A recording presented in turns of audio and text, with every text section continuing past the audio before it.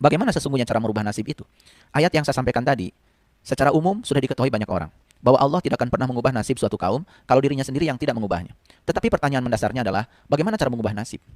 Karena kebanyakan kita kemudian menggunakan prasangka, menggunakan persepsi. Makanya ada orang yang coba mengubah nasib dengan bekerja keras. Ada orang juga mencoba mengubah nasib dengan belajar itu, belajar ini. Tentu saja tidak ada yang salah dengan itu. Tetapi kalau kita menemukan ilmunya, ternyata merubah nasib itu sesungguhnya adalah mengubah perasaan kita. Dan perasaan ada hubungannya dengan pikiran. Jadi mengubah nasib adalah mengubah pikiran dan perasaan kita. Walaupun kita sudah kerja keras, walaupun kita sudah kerja cerdas, kita sudah belajar banyak, tetapi kalau kita gagal mengubah pikiran dan perasaan kita, maka kita pun tidak akan pernah menarik semua yang kita dambakan. Itu yang selama ini barangkali kurang disadari oleh kita semua. Para sahabat, kita akan teruskan proses belajar saat ini dan kita akan mengungkap lebih banyak lagi rahasia semesta. Tentu saja rahasia ini hanya ditemukan oleh orang-orang yang kreatif, hanya ditemukan oleh orang-orang yang mau belajar. Dan bersyukurlah kalau kita saat ini masih memiliki semangat untuk belajar. Karena semangat untuk belajar akan membuat kita menjadi selalu cerdas setiap saat. Karena kebodohan itu sesungguhnya terjadi pada saat kita berhenti belajar. Sebelum saya meneruskan kajian kita selanjutnya, tentu saja seperti biasa saya akan mereview beberapa hal penting yang sudah saya sampaikan pada kesempatan sebelumnya. Di kesempatan sebelumnya saya berbicara tentang titik kritis. Jadi titik kritis ya.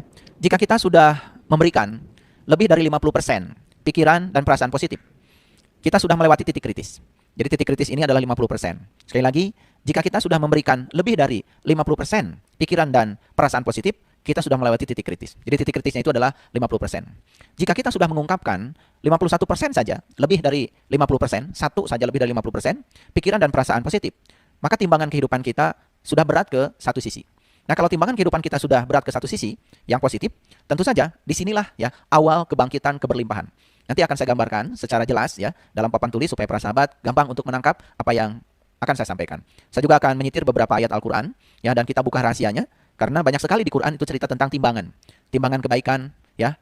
Ada yang timbangan kebaikannya banyak, ada yang timbangan kebaikannya ringan ya. Itu bahasa yang sangat luar biasa kalau kita ungkap kedalamannya. Lalu yang kedua, perlu disadari oleh kita semua. Pernah nggak para sahabat mengalami sebuah pengalaman di mana mendapatkan hal yang menyenangkan susul menyusul?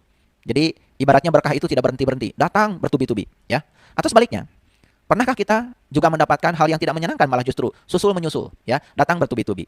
Ada istilah kan, sudah jatuh ditimpa tangga. Nah, istilah ini jangan menjadi acuan ya bagi kita karena ini istilah yang menurut saya memiliki konotasi energi dengan frekuensi rendah itu, ya. Tentu saja kita ingin yang datang kepada kita susul menyusul itu adalah berkah, hal yang kita cintai dan menyenangkan. Tentu saja kita tidak mau yang datang kepada kita itu susul menyusul hal yang tidak kita inginkan, ya. Kita sepakat ya? Oke. Jadi itu sebetulnya ya susul menyusul kebaikan yang datang kepada kita atau susul menyusul hal yang tidak